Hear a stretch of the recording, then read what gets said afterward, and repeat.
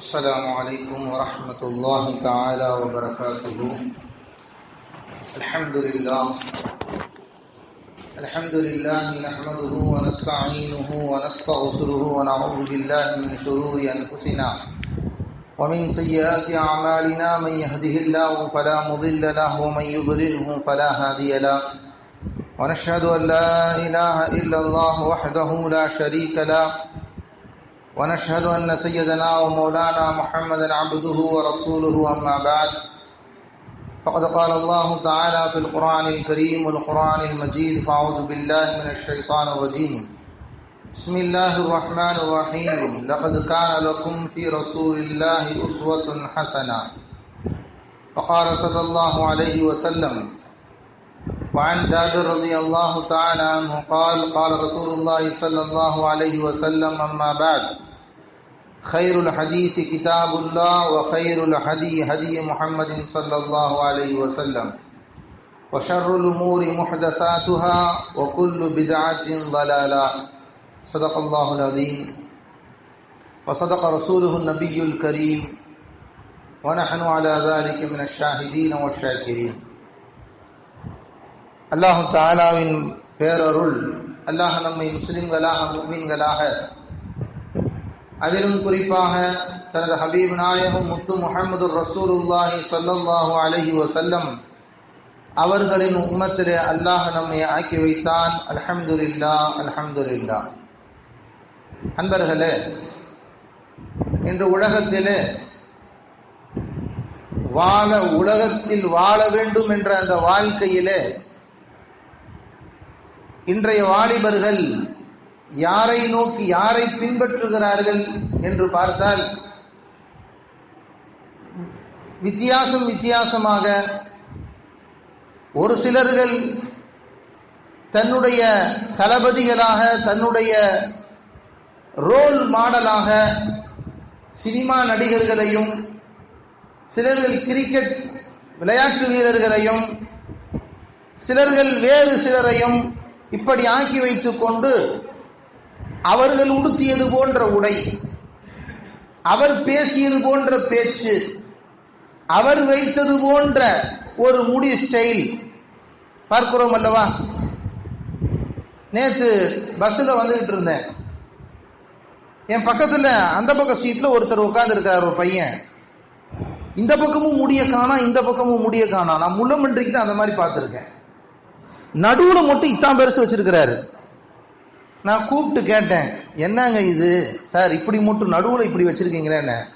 அவரு ஒரு football cricket வீரரை சொல்லி அவருடைய ஸ்டைலுன்றாரு. ஓஹோ, இப்ப நீங்களும் ஃபுட்பால் வீரரான்னு கேட்டேன். இல்ல, எனக்கு உதைக்க கூட தெரியும். அப்புறம் எதுக்கு வச்சிருக்க? சரி, வச்சுக்க.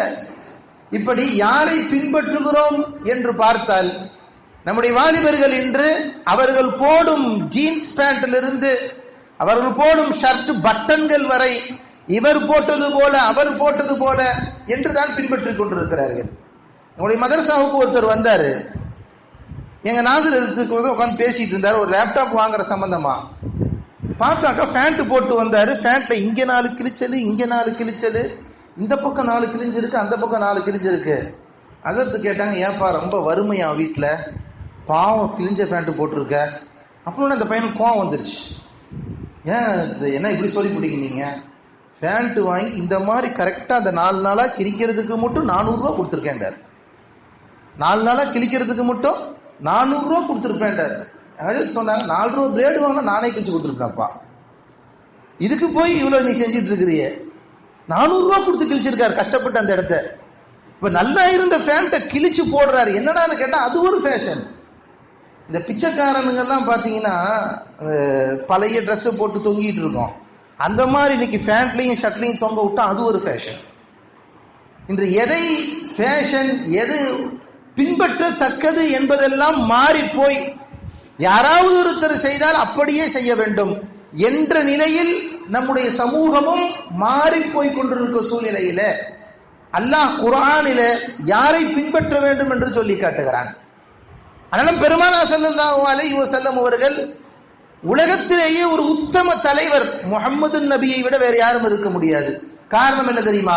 பெருமானார் ஸல்லல்லாஹு அலைஹி வஸல்லம் அவர்கள் ஒரு சீப்பை எப்படி யூஸ் பண்ண வேண்டும் என்பதில் இருந்து, ஒரு பல் விளக்கினால் எப்படி விளக்க வேண்டும் என்பதில் இருந்து, ஏன் இன்னும் ஒருபடி மேல் சொல்ல போனால் பீஷாப்புக்கு அமர்ந்தால் எப்படி அமர வேண்டும் என்பது முதல் கொண்டு, அதை எப்படி சுத்தம் பண்ண வேண்டும் என்பதிலிருந்து, ஒரு வியாபாரம், ஒரு அரசியல் அமைப்பு எப்படி இருக்க வேண்டும் என்பது வரை பெருமானார் ஸல்லல்லாஹு அலைஹி வஸல்லம் அவர்கள் எல்லாவற்றுக்கும் ஒரு முன்மாதிரியான ஒரு வாழ்க்கை நடைமுறையை காட்டி தந்தவர்கள்.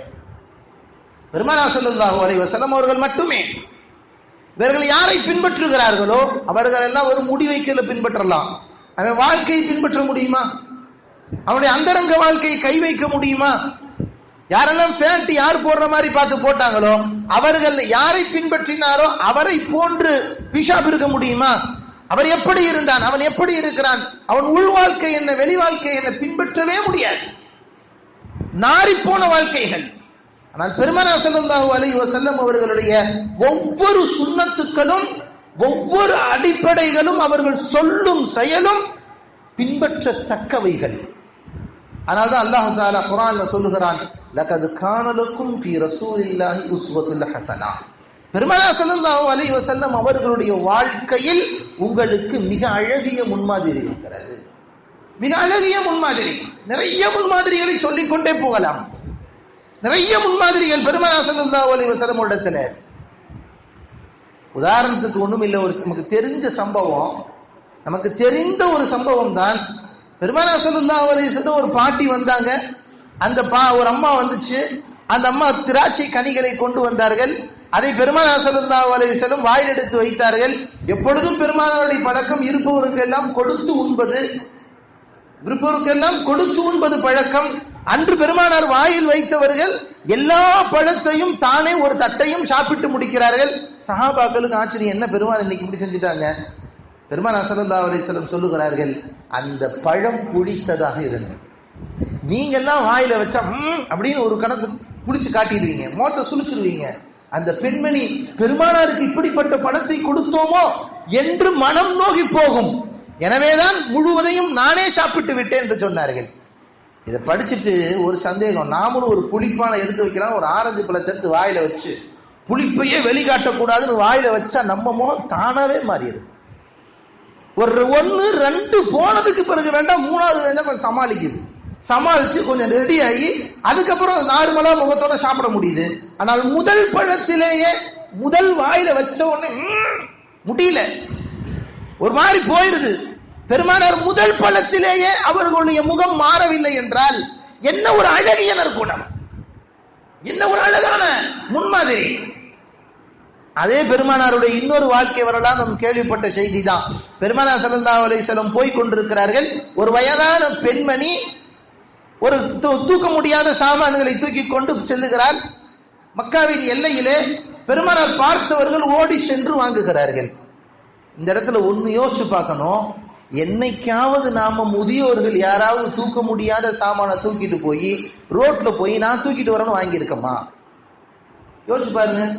இன்று எந்த அளவு இருக்கிறது என்று சொன்னால், தூரத்துல அவங்க தாத்தா என்னமோ, அவங்க சித்தப்பா என்னமோ வர்றாரு, அவர் ஏதோ சாமான தூக்கிட்டு வர்றாரு.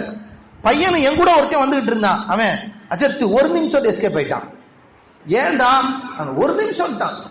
கொஞ்ச நேரம் கழிச்சு வந்தான். என்னப்பானே? எங்க சித்தப்பா வந்தாரு, கூப்பிட்டா வேலை கொடுத்து தொலைச்சிரு வந்தாரு, அதனாலதான் அஜர்த்து அப்படின்ட்டு அப்புறமா நம்ம கூட கன்டினியூ பண்றாரு. யோசிச்சு பாருங்க, எங்கடா வேலை கொடுத்துருவாங்களோ, தூக்க சொல்லிடுவாங்களோ ஓடக்கூடியவர்களாக இருக்கிறோம். பெருமானார் ஸல்லல்லாஹு அலைஹி வஸல்லம் சொந்த பந்தம் அல்ல, தன் சமூகம் அல்ல, தன்னை கொண்டு ஈமான் கொண்டவர் அல்ல, தன்னுடைய ஊர்க்கார ஒரு பெண்மணி, அவ்வளவுதான். அந்த பெண்மணி, வயதான பெண்மணி, தூக்க முடியாத சாமான்களை தூக்கி கொண்டு செல்லுகிறார். ஓடோடி செல்லுகிறார்கள். பெருமானார் அதை வாங்குகிறார்கள், தூக்கி கொண்டு வருகிறார்கள் தன் தலையின் மீது. போகும்போது கேட்கிறாங்க, இவ்வளவு வயதிலே இவ்வளவு சாமான்களை தூக்கி கொண்டு எங்கே தாயை செல்கிறாய்? அந்த தாய் சொல்லுகிறாள், அந்த பெண் சொல்லுகிறாள், இந்த ஊர்ல ஒரு முகம்மதுன்னு ஒருத்தர் வந்திருக்கிறார். அந்த ஆள் பெருமானார் ஸல்லல்லாஹு, அந்த அவரு இங்க இருக்கக்கூடிய சிலைகளை எல்லாம் திட்டுகிறார், நாங்கள் வழிபட்ட தெய்வங்களை எல்லாம் ஏசுகிறார், அதையெல்லாம் வணங்கக்கூடாது என்று சொல்லுகிறார். ஒரே அல்லாஹ்வும் அவனைத்தான் வணங்குகிறார். என்ன அவருடைய மார்க்கம்? அதெல்லாம் ஒத்துக்க முடியாது. அடிமைகளும் பெரியவர்களும் சமம் என்கிறார், எஜமான்களும் அடிமைகளும் சமம் என்கிறார், இதெல்லாம் ஒத்துக்க முடியாது, அந்த ஆள் சரியில்லை அப்படின்னு பெருமானாரை வஞ்சிக்கிறார்கள், நிந்திக்கிறார்கள், திட்டுகிறார்கள். பெருமானார் எதுவுமே பேசல, போயிட்டே இருக்காங்க கூட. அந்த அம்மாவுக்கு பொதுவா கொஞ்சம் வயசாகி போயிட்டாவே வாய் சும்மா இருக்காதுன்னு சொல்லுவாங்க இல்லையா, அந்த அம்மா கொஞ்சம் அதிகம், போய் சேர்ற வரைக்கும் திட்டிக்கிட்டே தான் இருந்துச்சு. ஏறத்தாழ 1 மணி நேரம் 2 மணி நேரம் போய் சேருகிறார்கள்.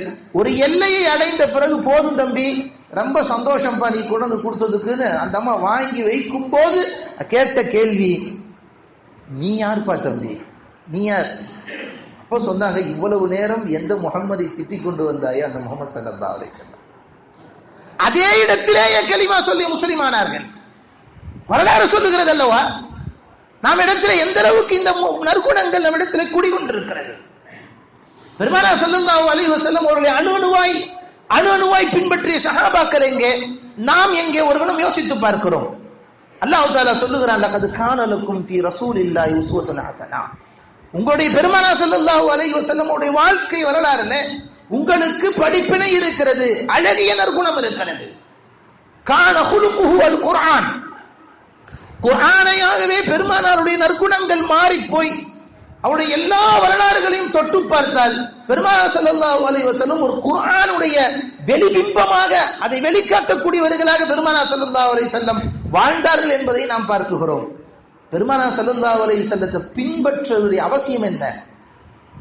ஹஜ்ரத் ரசூலுல்லாஹி ஸல்லல்லாஹு அலைஹி வஸல்லம் அவர்கள் சொல்லுகிறார்கள், அலைக்கும் பி சுன்னதி வ சுன்னத குலஃபாஇர் ராஷிதீன். அலைக்கும் பி சுன்னதி, நீங்கள் என்னுடைய வழிமுறையை நீங்கள் பின்பற்றுங்கள், பற்றி பிடித்துக் கொள்ளுங்கள். வ சுன்னத குலஃபாஇர் ராஷிதீன், 4 கலீஃபாக்கள் பின்னால் வரக்கூடிய நல்லோர்கள், அவர்களின் பாதைகளை நீங்கள் பற்றி பிடித்துக் கொள்ளுங்கள். தமஸ்ஸகூஹா வ அவ்து அலைஹா பின் நவாஜிதி, உங்கள் கடிவாய்ப்பற்களை, உங்களுடைய கடவாய்ப்பற்களை கொண்டு கடுமையாக பற்றி பிடித்துக் கொள்ளுங்கள், கடித்து பிடித்துக் கொள்ளுங்கள். யாருடைய சுன்னத்துக்களை? பெருமானார் ஸல்லல்லாஹு அலைஹி வஸல்லம் அவர்களும் சஹாபாக்களும் காட்டி தந்த வழிமுறைகளை பின்பற்றிக் கொள்ளுங்கள். நிறைய சொல்லலாம். ஒவ்வொரு சுன்னத்தும் என்று நிரூபணமாய் கொண்டிருக்கிறது. பெருமானாருடைய சுன்னத்துக்களை, வழிமுறைகளை அணு அணுவாய் பின்பற்றுவது விஞ்ஞானத்திற்கு உட்பட்டது என்பதை இன்றைய விஞ்ஞானிகள் நிரூபணம் செய்கிறார்கள். நான் இன்று அதற்குள் உங்களுக்கு போக விரும்பவில்லை. ஆனால் பெருமானாரை பின்பற்றுவதின் அவசியம் எந்த அளவுக்கு இருக்கிறது? ஒரு முஃமினின் மீது கட்டாய கடமை. உன்னுடைய ரோல் மாடல் யார்? என்னுடைய ரோல் மாடல் முஹம்மது ரசூலுல்லாஹ். நீ எத்தனை பேர்கள் சொல்லுகிறார், எத்தனை வாலிபர்கள் சொல்லுகிறார்கள், உன்னுடைய ரோல் மாடல் யாருப்பா? என்னுடைய ரோல் மாடல் இவருங்க, அவருங்க. மேக்ஸ்ல புலியா இருக்கவன் மேக்ஸ் வாத்தியாரு, தமிழ்ல புலியா இருக்கவன் தமிழ் வாத்தியார், விளையாட்டுல புலியா இருக்கவன் அது சினிமா ரசிக்க, அது எதுவுமே இல்லாட்டி வேற ஏதாவது ஒண்ணு இல்லைங்க. எனக்கு யாருமே இல்லைங்க, முஹம்மது ரசூலுல்லாஹ் என்னுடைய ரோல் மாடல். சொன்னியவர்கள் எத்தனை பேர்? அவர்கள் வைத்தது போன்ற முடியை நான் வைத்திருக்கிறேன். இந்த முடி வச்சிருக்கேன் பாத்தீங்களா, பெருமானார் ஸல்லல்லாஹு அலைஹி வஸல்லம் வைத்தது போன்ற, இதுதான் சுன்னத்து. பெருமானார் மொட்டை அடிச்சது வாழ்நாள 2 தடவை தான், 2 தடவை தான். ஒன்னு உமராவுல, இன்னொன்னு ஹஜ்ஜில. மற்றபடி பெருமானார் ஸல்லல்லாஹு அலைஹி வஸல்லம் இப்படித்தான் முடி வைத்திருக்கிறார் 3 முறை. கொஞ்ச நாளைக்கு முன்னாடி வச்சிருந்தேன், இதுவரைக்கும் வச்சிருந்தோம் இல்லையா, அது பெருமானாருடைய இதுவரை உள்ள முறை. இன்னொன்று காது சொனை வரை, இன்னொன்று பாதி காது வரை. இந்த 3 முறைகளில் தான் பெருமானார் ஸல்லல்லாஹு அலைஹி வஸல்லம் சுன்னத்து இருக்கு. இன்னைக்கு எப்படி இருக்கு தெரியுங்களா? தாராபுரம் பஸ் ஸ்டாண்டுன்னு நினைக்கிறேன், அந்த பஸ் ஸ்டாண்ட்ல போய் நின்று இருந்தேன். அங்க ஒரு பயான், அந்த பயானை முடிச்சுட்டு வந்து நிக்கிறேன் பஸ் ஏறுறதுக்காக. அங்க இருக்கும், அஸ்ஸலாமு அலைக்கும். வலைக்கும் சலாம், சொல்லுங்க. நீங்க தான் பயான் செஞ்சீங்க? ஆமா. ரொம்ப அழகா பேசுனீங்க, ரொம்ப நல்லா இருந்தது, ரொம்ப அழகா சொன்னீங்க. சரி, அஸ்ஸலாமு அலைக்கும், நல்லது. இப்போ சொன்னாரு, எல்லாம் நீங்க சொன்னதெல்லாம் சரிதான், ஆனா நீங்க ரசூலுல்லாஹ் பத்தி இவ்வளவு சொன்னீங்க ஜத்து, ஆனா நீங்களே முடி டோனி மாதிரி வச்சிருக்கீங்களே அப்படின்றாரு. நான் சொன்னேன், இது ஹிப்பி ஆச்சுங்களேன்றார். இது ஹிப்பி இல்லைங்க, இதுக்கு பேர் கிர்தா. இதுதான் பெருமானார் வைத்த சுன்னத். பெருமானாருடைய சுன்னத்தையே சுன்னத் இல்லை என்ற அளவுக்கு மாறி போய் ஒரு இஹ்யாவு சுன்னத்தே இல்லாத நிலை. என் பீவி கேட்டாங்க, ஏங்க இவ்வளவு கஷ்டப்பட்டு வச்சிருக்கீங்க, சில நேரத்துல சளி பிடிச்சிக்கிட்டே கஷ்டமா இல்லையா? கஷ்டமா தான் இருக்கு. ஆனா பெருமானார் சொன்ன ஒரு ஹதீஸ் இருக்கிறது, மன் அஹ்யா சுன்னத்தன், இந்த ஃபசாதி உம்மத்தின், ஒரு உம்மத்தே ஃபசாதாய் போயிருக்கும் நிலையிலே ஒரு அழிந்து போன ஒரு சுன்னத்தை யார் ஹயாத்தாக்குகிறாரோ ஃபலஹு மிஅத்து அஜ்ரு ஷஹீதின், 100 ஷஹீதுடைய நன்மையை வழங்குகிறான் என்று பெருமானார் ஸல்லல்லாஹு அலைஹி வஸல்லம் சொன்னாங்க. அந்த ஷஹீதுடைய நன்மையை பெற வேண்டும். நண்பர்களே, எது உண்மையான பெருமானாருடைய வாழ்க்கை வழிமுறை என்பது மாறி போய் அது ஒரு அசிங்கமானதாகவும், எது பெருமானாருடைய வழிமுறை இல்லையோ அது மிக ஒரு நாகரீகமானதாகவும் மாறி போய் இருக்கும் காலம் இல்லையா? அல்லாஹ் தஆலா குர்ஆன்ல பெருமானார் ஸல்லல்லாஹு அலைஹி வஸல்லம் அவர்களை பின்பற்றுவதற்கு நிறைய ஹதீஸ்கள். பெருமானார் ஸல்லல்லாஹு அலைஹி வஸல்லம் சொன்னாங்க, வமன் அஹப்ப சுன்னதி ஃபகத் அஹப்பனி, யாரை என்னை பின்பற்றுகிறாரோ அவர் என்னோடு சுவனத்திலே இருப்பார். ஃபகத் அஹப்பனி, என்னை பின்பற்றினார். வமன் அஹப்பனி கான மஅய ஃபில் ஜன்னah, யார் என்னை பின்பற்றுகிறாரோ அவர் என்னோடு சுவனத்திலே இருப்பார். குர்ஆன்ல அல்லாஹ் சொல்லுகிறான், ஃபமனித்தபஅ ஹுதாய ஃபலா யதில்லு வலா யஷ்கா, பெருமானாரின் சுன்னத்துக்களை, பெருமானாருடைய அந்த செயல்முறைகளை தொடர்ந்து பின்பற்றுபவன் வழிகட்டு போக மாட்டான், வழிகட்டு போக மாட்டான். இன்னொரு இடத்துல பெருமானார் ஸல்லல்லாஹு அலைஹி வஸல்லம் சொன்னார்கள், குல்லு மை யதுகுலுல் ஜன்னத குல்லுன் யதுகுலுல் ஜன்னத இல்லா மன் அபா, எல்லோரும் சூனத்திற்குள் நுழைவார்கள், ஆனால் மறுத்தவனை தவிர. மறுத்தவனை தவிர. நான் சஹாபாக்கள் கேட்டாங்க, வமன் அபா யா ரசூலல்லாஹ், மறுத்தவன் என்றால் யார் என்றார்கள் சஹாபாக்கள். பெருமானார் ஸல்லல்லாஹு அலைஹி வஸல்லம் சொன்னார்கள், வமன் அதாஅனி தഖலல் ஜன்னah வமன் அஸானி ஃபகத் அபா, யார் என்னை பின்பற்றுகிறானோ, என்னை பின்பற்றி நடக்குகிறானோ அவன் சுவனத்தில் நுழைவான், என்னை பின்பற்றாதவன் அவன்தான் மறுத்தவன், அவன் சுவனத்தில் நுழைய மாட்டான் என்ற கருத்திலே பெருமானார் ஸல்லல்லாஹு அலைஹி வஸல்லம் அவர்கள் சொன்னார்கள். அதனால்தான் சஹாபாக்களுடைய வாழ்க்கை வரலாறு எடுத்து பார்த்தீங்கன்னா, பெருமானார் ஸல்லல்லாஹு அலைஹி வஸல்லம் அவருடைய ஒவ்வொரு சுன்னத்துக்களையும் அணுவாய் பின்பற்றினாங்க. பெருமானார் சஹாபாக்கள் பின்பற்றியது போல யாருமே பின்பற்றல. அவ்வளவு அற்புதமாய் ஒவ்வொரு சின்ன சின்ன விஷயத்திலேயும் பெருமானார் ஸல்லல்லாஹு அலைஹி வஸல்லம் எப்படி செய்தார்கள், நடந்தால் எப்படி நடந்தார்கள், படுத்தால் எப்படி படுத்தார்கள், அமர்ந்தால் பெருமானார் எப்படி அமர்ந்தார்கள், சிரித்தால் எப்படி சிரித்தார்கள். ஒரு ஆச்சரியமான செய்தி, ஹஜ்ரத் அப்துல்லாஹ் இப்னு மஸ்ஊத் ரலியல்லாஹு ஒரு ஹதீஸ் அறிவிக்கிறாங்க. ஒரு ஹதீஸை அறிவிக்கிறார்கள். அறிவித்த அந்த சஹாபி அறிவிச்சு முடிச்சுட்டு சிரிக்கிறாங்க. அறிவிச்சு முடிச்சு சிரிச்சாங்க. உடனே சஹாபாக்கெல்லாம் கேட்டாங்க, இங்க ஜோக்கு ஒன்றும் நடக்கலையே, ஹதீஸ் அறிவிச்சிங்க, எதுக்காக சிரிக்கிறீங்க? இல்ல, இந்த ஹதீஸை அறிவித்த போது என் நாயகம் சிரித்தார்கள், நானும் சிரித்தேன், அவ்வளவுதான், அவ்வளவுதான், வேறொன்றும் இல்லை. இன்னொரு சஹாபி ஒரு ஹதீஸை அறிவிக்கிறார். அறிவித்து முடித்தவுடன் அங்கு அவர் பக்கத்தில் பேரிச்சம்பளமும் ஜம்சம் தண்ணியும் வைத்து வருவங்களுக்கும் கொடுத்தாரு. யாருக்கெல்லாம் இந்த ஹதீஸை சொல்றாரோ கொடுக்கிறாரு. ஏன் இந்த மாதிரி நீங்க இந்த ஹதீஸை சொன்னா வேற எந்த ஹதீஸை சொன்னாலும் கொடுக்கறது இல்ல, இந்த ஹதீஸை பர்டிகுலர் ஹதீஸை சொன்னா பேரிச்சம்பளமும் ஜம்சம் தண்ணியும் கொடுக்குறீங்களே, என்ன காரணம்னு கேட்டாங்க. என் பெருமானார் இந்த ஹதீஸை சொன்ன போது பேரிச்சம்பளமும் ஜம்சம் தண்ணியும் கொடுத்தார்கள், நானும் கொடுக்குகிறேன். இந்த வழிமுறை இன்று வரை தொடர்கிறது, இன்று வரை தொடர்கிறது. யாரெல்லாம் அந்த ஹதீஸை அறிவிக்கிறார்களோ அறிவித்தவுடன் பேரிச்சம்பளம் ஜம்சம் தண்ணியும் கொடுத்திருக்கிறாங்க. என்னுடைய உஸ்தாத் எனக்கு கொடுத்திருக்கிறார்கள். அந்த ஹதீஸ் அறிவிச்சுட்டு, அஜித் எங்களுக்கும் சொல்லாமல அஜித், நாங்களும் வாங்கிப்போம் அப்படின்னு நீங்க கேட்கலாம். ஆனா நீங்க மாணவராக வந்தால் சொல்லித்தர தயார். பேரிச்சம்பளம் ஜம்சம் தண்ணி தயார். அதுக்கு இங்க சொல்ல மாட்டேன், நீங்க மதரசாவுக்கு வரணும். பேரிச்சம்பளம் ஜம்சம் தண்ணி கொடுத்து அந்த ஹதீஸை சொல்லித்தர தயார். இன்னொரு ஹதீஸை பெருமானார் ஸல்லல்லாஹு அலைஹி வஸல்லம் ஒரு சஹாபி அறிவிக்கிறார். அந்த சஹாபி அவருக்கு அறிவிக்கிறார். இன்னொருத்தர் அறிவிக்கும் போது அறிவிச்சுட்டு பால் கொடுத்தாங்க. என்ன பால் தர்றீங்க? பெருமானார் இந்த ஹதீஸை அறிவிக்கும் போது பால் கொடுத்தார்கள். சஹாபாக்கள் இப்படித்தான் செய்தார்கள்.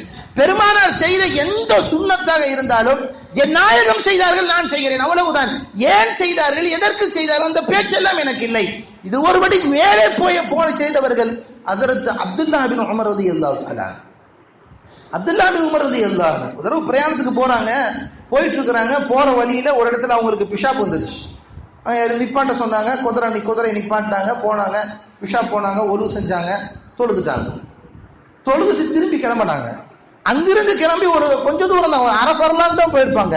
திரும்பவும் நிப்பாட்ட சொன்னாங்க. நிப்பாட்டி இறங்கி போய் பிஷாப் போனாங்க. திரும்பவும் ஒலு செய்யறாங்க. திரும்ப வந்தாங்க. சஹாபாக்கெல்லாம் கேட்டாங்க, இப்பதானே போனீங்க, ஒரு 1/2 கிலோமீட்டருக்கு முன்னாடி தானே போனீங்க, திருப்பி என்ன அதுக்குள்ள என்ன பிரச்சனையான்னு கேட்டாங்க. இல்லை இல்லை, அங்கே எனக்கு தேவை ஏற்பட்டது, அங்க நான் போயிட்டேன், அவசரமா வந்துச்சு, இறங்கிட்டேன், போயிட்டேன். திரும்பி ஏறி வரும்போது எனக்கு ஞாபகம் வந்தது, நாங்கள் மதீனாவிலிருந்து இப்படி பிரயாணம் போகும்போது பெருமானார் இந்த இடத்திலே பிஷா போயிட்டு ஒழு செஞ்சாங்க, எனவே நானும் பிஷா போயிட்டு ஒழு செய்றேன். இன்னொரு சந்தர்ப்பத்தில் ஹஜ்ரத் அப்துல்லா இப்னு உமர் ரலியல்லாஹு அன்ஹு, அதே அப்துல்லா இப்னு உமர் ரலியல்லாஹு அன்ஹு மதீனாவிலே போய் கொண்டிருக்கிறார்கள். சஹாபாக்கள் எல்லாம் கூட வந்துகிட்டு இருக்கிறாங்க. ஒரு மரம் இருக்கிறது, அந்த மரத்தின் கிளை கொஞ்சம் கீழே இருக்கிறது, மரத்தின் கிளை கொஞ்சம் கீழே இருக்கிறது. சஹாபாக்கள் அந்த கிளை வந்து கீழே குனிஞ்சு போயிட்டாங்க. கீழே குனிந்து செல்லுகிறார்கள். அப்துல்லா இப்னு உமர் ரலியல்லாஹு அன்ஹு மட்டும் நேரா போறவங்க டம்மு இடிச்சுட்டாங்க, மண்டையில நெற்றியிலே இடித்தார்கள். சஹாபாக்கெல்லாம் கேட்டாங்க, ஏன் பார்த்து வர மாட்டீங்களா? இல்லை, வேணும்னு தான் இடிச்சேன். என் நாயகம் ஸல்லல்லாஹு அலைஹி வஸல்லம் இப்படி ஒரு நாள் இடித்துக் கொண்டார்கள், அந்த சுன்னத்தை நானும் பின்பற்ற வேண்டும் என்று ஆசைப்பட்டு இடித்துக் கொண்டேன். இதுவே ஒரு உச்சகட்டமான நிலை. அலே அப்துல்லா இப்னு உமர் ரலியல்லாஹு அன்ஹு அவர்கள் இன்னொரு சந்தர்ப்பத்திலே வருகிறார்கள், அந்த மரம் வெட்டப்பட்டு விட்டது. இன்னொரு சந்தர்ப்பம், அந்த மரம் இல்லை, இன்னொரு மரம். அப்துல்லா இப்னு உமர் ரலியல்லாஹு அன்ஹு போறாங்க, எந்த இடம் இல்லை, மரமும் இல்லை, ஒண்ணுமே இல்லை. நன்றாக சென்று கொண்டிருந்தோம், திடீர்னு குனிஞ்சிட்டு எந்திச்சு போறாங்க. ஏன் இப்ப குனிஞ்சீங்கன்னு கேட்டாங்க. பெருமானார் இருந்த காலத்துல இங்கே ஒரு மரம் இருந்தது, அந்த மரத்தின் கிளை கீழாக இருந்தது. பெருமானார் நடந்து சென்ற போது அந்த மரத்தில் முட்டிவிடக் கூடாது என்பதற்காக குனிந்து சென்றார்கள். மரம் இல்லாவிட்டாலும் என் நாயகம் குனிந்த இடம் இது, என் நாயகம் குனிந்த இடம், நானும் குனிகிறேன் என்றார்கள். இதுதான் சஹாபாக்கள் என்பர்களே. பெருமானார் செய்த ஆக்டிவேஷன் ஒவ்வொன்றையும் அணுவாய் பின்பற்றியவர்கள் சஹாபாக்கள். பெருமானாருடைய சொல் என்னவோ அப்படியே பின்பற்ற வேண்டும், அவ்வளவுதான் எங்களுக்கு தேவை, அது எப்படி இருந்தாலும் சரி. பெருமானார் ஸல்லல்லாஹு அலைஹி வஸல்லம் ஒரு நாள் குதுபா ஓதிட்டு இருக்கிறாங்க, ஜும்மாவுல மெம்பர் படியில் நின்று. சஹாபாக்கள்லாம் வந்து உட்கார்ந்துட்டாங்க. ஒரு சில சஹாபாக்கள் வெளியே நிக்கிறாங்க, இடம் பத்தல, அங்கங்க நின்று இருக்கிறாங்க. பெருமானார் ஸல்லல்லாஹு அலைஹி வஸல்லம் நின்று இருந்தவங்களை பார்த்து உட்காருங்க அப்படின்னா, அவ்வளவுதான் ஹுக்கும். அமருங்கள் அப்படின்னா, அமருங்கள் ஹுக்கும் யாருக்கு? பக்கத்தில் நிக்கிறவங்களுக்கு ஹுக்கும்.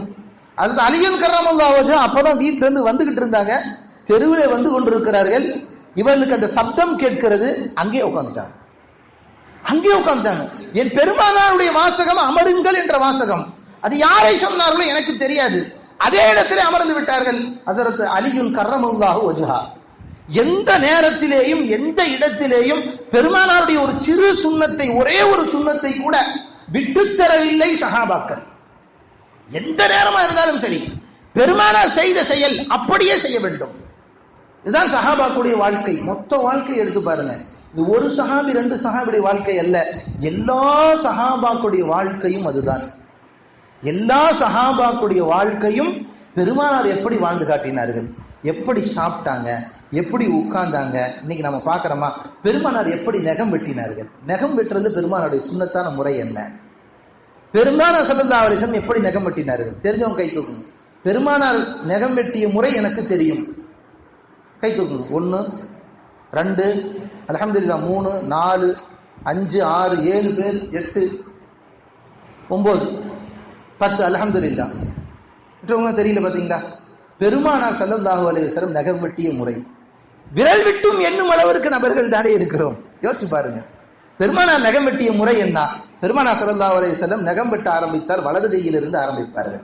வலது கையினுடைய ஆட்காட்டி விரலில் இருந்து ஆரம்பிப்பார். நல்லா நான் வச்சுக்கோங்க, வலது கையினுடைய ஆட்காட்டி விரலில் இருந்து ஆரம்பிப்பார்கள்.